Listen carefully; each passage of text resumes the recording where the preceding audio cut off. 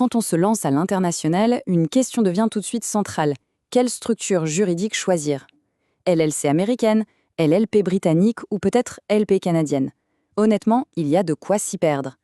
Alors, ce qu'on va faire ensemble, c'est un décryptage clair de ces trois options très populaires pour aider à y voir plus clair. Bon, voilà notre feuille de route. D'abord, on va poser le contexte. Ensuite, on va analyser chaque structure en détail. La LLC, la LLP et la LP. Et pour finir en beauté, on les mettra face à face pour la comparaison finale. Allez, on y va. C'est vraiment la question de départ.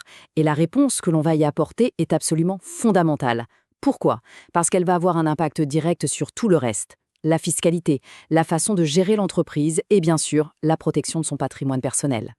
Pour cette analyse, on va mettre sur le ring trois concurrents de poids. La fameuse LLC des États-Unis, la LLP du Royaume-Uni et la LP du Canada. Chacune a ses propres forces, ses particularités, et c'est ce qu'on va décortiquer maintenant. Et on commence tout de suite avec notre premier concurrent, la Limited Liability Company américaine, la LLC. C'est un peu la star des entrepreneurs du monde entier, et pour une bonne raison, sa flexibilité et sa simplicité sont vraiment ses gros points forts. Alors, une LLC, c'est quoi au juste?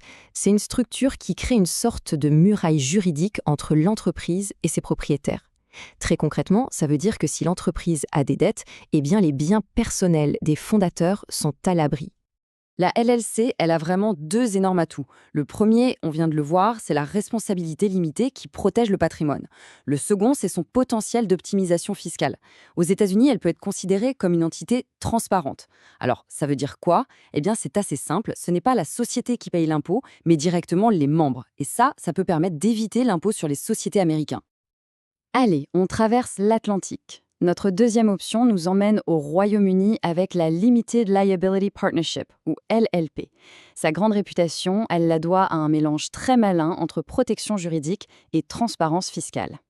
La LLP, c'est une entité juridique bien distincte, mais, tout comme la LLC, elle est fiscalement transparente. Je répète ce que ça veut dire parce que c'est crucial. La société elle-même ne paye pas d'impôts. Ce sont les associés qui sont imposés, chacun de leur côté, sur leur part des bénéfices. Ces points forts sautent aux yeux. La responsabilité est limitée pour tous, comme avec la LLC. Par contre, la structure fonctionne sur un modèle de partenariat, ce qui veut dire qu'il faut au minimum de membres. Ce modèle, qui s'appuie sur la solidité du système juridique britannique, lui donne une excellente réputation. C'est un choix très prisé pour les activités de conseil et de service. On termine notre tour d'horizon avec la Limited Partnership canadienne, la LP. Et là, attention, on change complètement de logique. La LP propose une structure unique avec deux types d'associés, deux niveaux de gestion et de responsabilité bien distincts.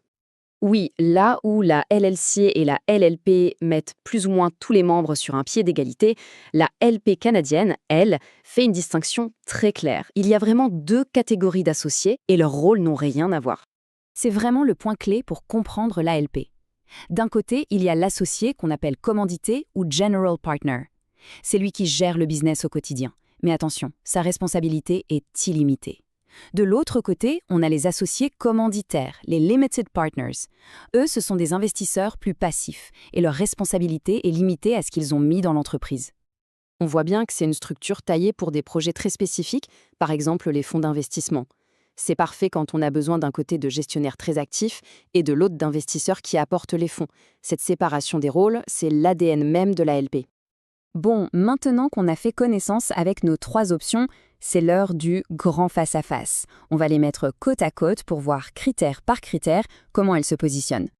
C'est vraiment ici que tout s'éclaire. En mettant tout à plat, noir sur blanc, les différences deviennent évidentes et ça va nous permettre de tirer des conclusions très concrètes. Alors, regardons ce tableau. C'est la synthèse parfaite de tout ce qu'on vient de dire.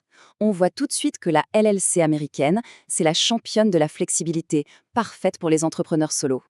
La LLP britannique, elle, mise tout sur la réputation et la stabilité, ce qui est idéal pour des partenariats dans les services. Et enfin, la LP canadienne instaure une hiérarchie très claire, ce qui la rend parfaite pour les projets d'investissement avec des rôles bien définis. Donc, au final, il n'y a pas de meilleure structure dans l'absolu. La structure parfaite n'existe pas.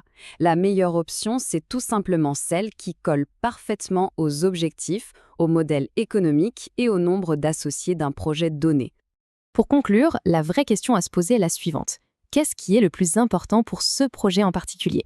Est-ce que c'est la liberté d'un entrepreneur solo, la force d'un partenariat entre égaux, ou alors une séparation très nette entre ceux qui gèrent et ceux qui investissent? C'est la réponse à cette question qui vous guidera vers la structure idéale.